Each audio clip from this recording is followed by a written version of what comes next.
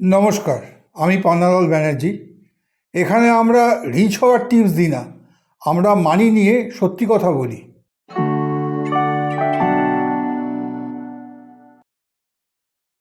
আপনি কি কখনো লক্ষ্য করেছেন মানির ক্ষেত্রে আমরা সবাই একটা জিনিস খুব দ্রুত চাই, রেজাল্ট।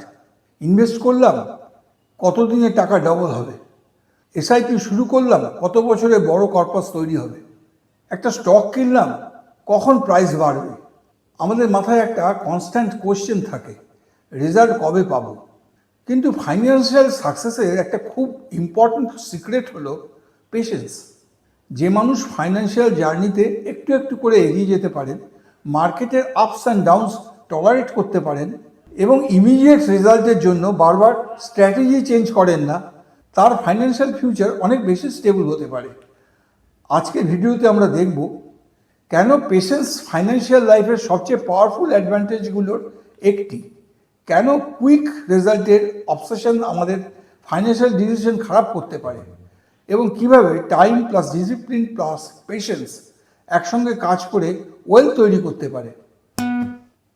আমরা অনেক সময় ভাবি আজ ইনভেস্ট করলাম, কাল থেকেই তার রেজাল্ট দেখা উচিত, কিন্তু বাস্তবে ওয়েলথ বিল্ডিং একটা স্লো প্রসেস। আপনি আজ 5,000 টাকা ইনভেস্ট করলেন, 1 মাস পরে হয়তো খুব বড় ডিফারেন্স দেখবেন না, 1 বছর পরেও হয়তো মনে হবে এতদিনে এইটুকু। এখানেই অনেক মানুষ ইমপেশেন্ট হয়ে যান। তারা ইনভেস্টমেন্ট বন্ধ করে দেন, স্ট্র্যাটেজি চেঞ্জ করেন, নতুন অপরচুনিটি খোঁজেন, আর বারবার এক ইনভেস্টমেন্ট থেকে অন্য ইনভেস্টমেন্টে চলে যান। কিন্তু ওয়েলথ বিল্ডিংয়ের সবচেয়ে গুরুত্বপূর্ণ বিষয় হলো প্রগ্রেস সবসময় ভিজিবল হয় না। মাটির নিচে গাছের রুট তৈরি হওয়ার সময় উপর থেকে খুব বেশি গ্রোথ দেখা যায় না, কিন্তু সেই সময়টাও গ্রোথেরই অংশ।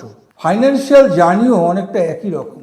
আজকে স্মল ফাইন্যান্সিয়াল হ্যাবিট হয়তো আজকে এক্সাইটিং নয়, কিন্তু বহু বছর পরে তার ইম্প্যাক্ট অনেক বড় হতে পারে। তাই মনে রাখবেন, slow progress is still progress. Wealth takes time. Wealth বিল্ডিংয়ের সঙ্গে একটি ওয়ার্ড বারবার আসে, কম্পাউন্ডিং। কম্পাউন্ডিংয়ের পাওয়ার বোঝার জন্য শুধু রিটার্নের দিকে তাকালে হবে না, টাইমের দিকেও তাকাতে হবে। একটা ইনভেস্টমেন্ট, তার ওপর রিটার্ন, তারপর সেই অ্যাকুমুলেটেড অ্যামাউন্টের ওপর আবার গ্রোথ। এই প্রসেস সময়ের সঙ্গে আরও মিনিংফুল হতে পারে, কিন্তু এখানে একটা সমস্যা আছে। কম্পাউন্ডিংয়ের সবচেয়ে বড় এনিমি অনেক সময় মার্কেট নয়, ইমপেশেন্স।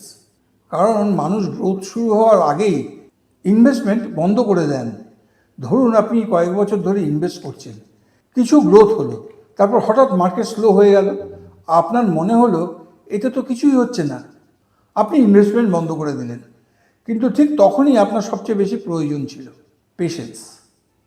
কারণ ফাইন্যান্সিয়াল গ্রোথের পুরো বেনিফিট বুঝতে অনেক সময় years, not weeks or months লাগে। তাই ওয়েলথ বিল্ডিংয়ে শুধু ভালো ইনভেস্টমেন্ট বেছে নেওয়াই যথেষ্ট নয়, আপনাকে তার সময় দেওয়ার মানসিকতাও তৈরি করতে হবে। Late compounding work. পেশেন্সের কথা বলা সহজ, কিন্তু আসল টেস্ট কখন হয়? যখন মার্কেট আপনার পছন্দ মতো বিহেভ করে না। মার্কেট কখনো আপ যাবে, আবার কখনো ডাউন যাবে। কখনো আপনার ইনভেস্টমেন্ট খুব ভালো পারফর্ম করবে, আবার কখনো কিছুদিন বা কিছু সময় ডিসঅ্যাপয়েন্টিং হতে পারে। এই সময় ইমোশনাল ডিসিশন নেওয়ার পসিবিলিটি সবচেয়ে বেশি। নিউজ দেখছি, সোশ্যাল মিডিয়া দেখছি, সবাই বলছে মার্কেট ক্রাশ, তারপর আমরা ভাবছি সব সেল করে দিই। এটাই সেই মুহূর্ত যেখানে পেশেন্স এবং প্যানিকের মধ্যে ডিফারেন্স তৈরি হয়। ফাইন্যান্সিয়াল ডিসিশনস নেওয়ার আগে নিজের গোল মনে করার দরকার। আপনি যদি লং টার্ম গোলের জন্য ইনভেস্ট করেন, তাহলে শর্ট টার্ম মুভমেন্ট দেখে বারবার স্ট্র্যাটেজি চেঞ্জ করা সবসময় সেন্সেবল নয়। অর্থাৎ মার্কেটের প্রতিটি মুভমেন্টের সঙ্গে নিজের ফাইন্যান্সিয়াল বিহেভিয়ার বদলাতে হবে না। মার্কেট উইল মুভ, আপনার ডিসিপ্লিনটা স্থির থাকা দরকার। Stay calm during volatility. আজকের ডিজিটাল ওয়ার্ল্ড আমাদের একটি অভ্যাস তৈরি করেছে, এভরিথিং মাস্ট হ্যাপেন কুইকলি। এক ক্লিকে খাবার, এক ক্লিকে শপিং, এক ক্লিকে এন্টারটেনমেন্ট। তাই আমরা ফাইন্যান্সিয়াল লাইফেও ইনস্ট্যান্ট রেজাল্ট চাই। 5,000 টাকা ইনভেস্ট করলাম, কতদিনে 10,000 টাকা হবে। বিজনেস শুরু করলাম, কতদিনে বড় ইনকাম হবে। ইউটিউব চ্যানেল শুরু করলাম, কতদিনে সাবস্ক্রাইবার বাড়বে। এই কুইক রেজাল্ট মেন্টালিটি খুব ডেঞ্জারাস হতে পারে, কারণ ওয়েলথ বিল্ডিং কোনো ইনস্ট্যান্ট ডেলিভারি সার্ভিস নয়। আপনি আজ ভালো ফাইন্যান্সিয়াল ডিসিশন নিলেন, তার বেনিফিট হয়তো আজ বোঝা গেল না, কিন্তু তার ইম্প্যাক্ট হয়তো কয়েক বছর পরে দেখা যাবে। তাই ফাইন্যান্সিয়াল জার্নিতে একটা ইম্পর্টেন্ট মাইন্ডসেট দরকার। I don't need immediate result, I need consistent progress. আপনি যদি প্রতিদিন রেজাল্ট চেক করতে থাকেন, তাহলে ছোট ফ্লাকচুয়েশনস আপনাকে ইমোশনাল করে তুলতে পারে, কিন্তু আপনি যদি প্রসেসের ওপর ফোকাস করেন, তাহলে লং টার্ম জার্নি অনেক সহজ হয়। Avoid quick result obsession. এখানে একটা ইম্পর্টেন্ট ডিফারেন্স বুঝতে হবে। পেশেন্স মানে বসে থাকা নয়। অনেকে ভাবেন আমি পেশেন্ট, তাই কিছু না করলেও হবে। না, ফাইন্যান্সিয়াল পেশেন্স মানে প্ল্যান তৈরি করা, রেগুলারলি সেভ করা, ইনভেস্ট করা, নিজের ফাইন্যান্সিয়াল বিহেভিয়ার রিভিউ করা এবং আননেসেসারি প্যানিক এড়ানো। ধরুন আপনি একটা মান্থলি ইনভেস্টমেন্ট প্ল্যান শুরু করলেন। পেশেন্স মানে এই নয় যে 10 বছর পরে একদিন চোখ খুলে দেখবেন কি হয়েছে। পেশেন্স মানে আপনি প্রসেসটা ফলো করবেন, ইনকাম বাড়লে ইনভেস্টমেন্ট বাড়ানোর কথা ভাববেন, বাজেট রিভিউ করবেন, ফাইন্যান্সিয়াল গোল চেক করবেন, প্রয়োজনে নিজের স্ট্র্যাটেজি বুঝে পরিবর্তন করবেন। অর্থাৎ patience with results but active with the process. এই মাইন্ডসেট খুব পাওয়ারফুল। আপনি রেজাল্ট ফোর্স করতে পারবেন না, কিন্তু নিজের বিহেভিয়ার কন্ট্রোল করতে পারবেন। Patience requires action. ইমপেশেন্সের একটা বড় সমস্যা হলো টু মাচ অ্যাকশন।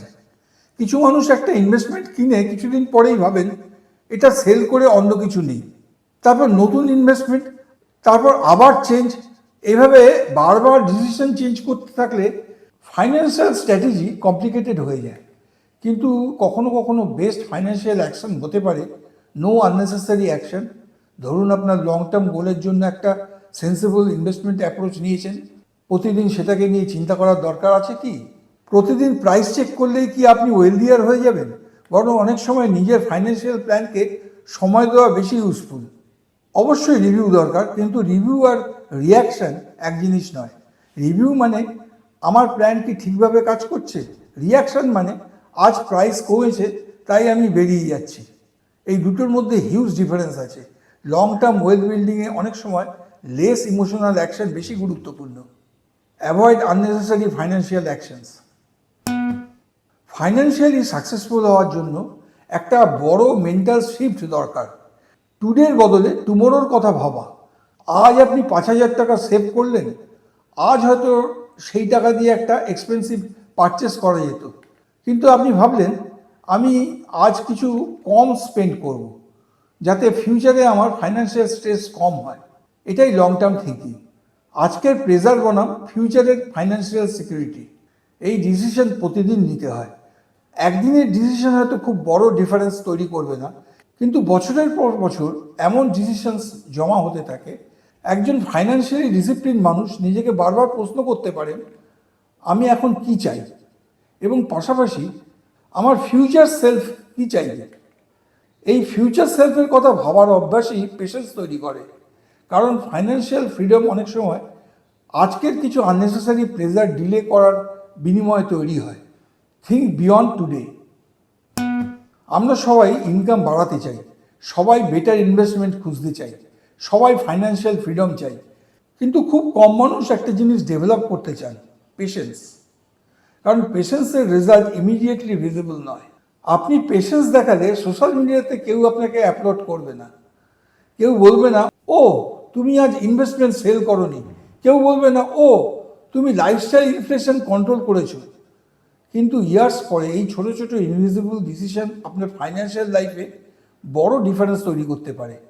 পেশেন্স মানে স্লো হওয়া নয়, পেশেন্স মানে knowing that good things অফন need time.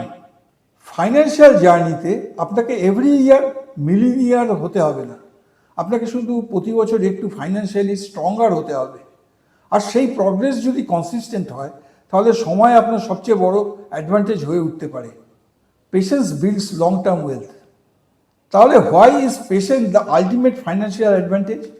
কারণ মানির ক্ষেত্রে অনেক গুরুত্বপূর্ণ জিনিসই টাইম নেয়। Wealth take time, compounding takes time, good financial habits take time. Income growth takes time, financial ফ্রিডমও টাইম নেয়। তাই সব কিছু দ্রুত করতে গিয়ে নিজের ফাইন্যান্সিয়াল স্ট্র্যাটেজি নষ্ট করবেন না। মনে রাখবেন, কুইক রেজাল্ট সবসময় ওয়েলথ তৈরি করে না, কিন্তু consistent action plus discipline plus time plus patience একসঙ্গে অনেক বড় ডিফারেন্স তৈরি করতে পারে। আপনি আজ হয়তো আপনার ফাইন্যান্সিয়াল গোল থেকে অনেক দূরে আছেন, কিন্তু সমস্যা নেই। আজকের কাজ হলো একটা ছোট স্টেপ নেওয়া, তারপর আরেকটা, তারপর আরেকটা, আর তাদের সময় দেওয়া। Because sometimes the biggest financial advantage is simply staying in the game long enough. যদি ভিডিওটি ভালো লাগে, লাইক করুন, শেয়ার করুন, সাবস্ক্রাইব করুন পিবি মানি টক্স। কারণ এখানে আমরা ফাইন্যান্স নিয়ে কথা বলি সহজ ভাষায়, বাস্তব জীবনের জন্য। Next video, wealth creation is boring and that's good.